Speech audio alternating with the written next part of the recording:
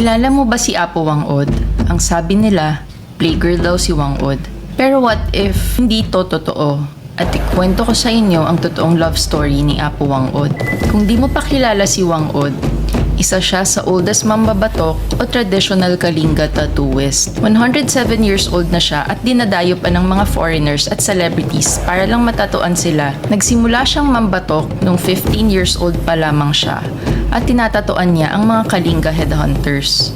Para sa mga Kalinga headhunters, kailangan mong makapatay ng kalaban para matatuan ka.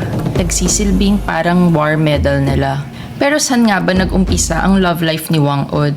Nung siya ay isang dalaga pa lamang, meron siyang napusuang isang butbot headhunter na si Ang Batang. Nung unang panalo sa laban ni Ang Batang, si Wang-od ang nagbatok sa kanya at dito sila nagkakilala. In love sila sa isa't isa.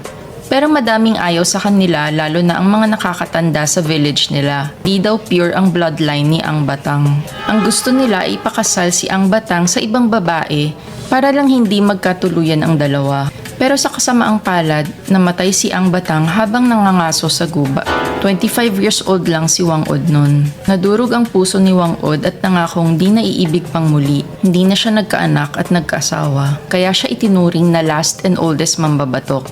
At yan ang tunay na pag-ibig.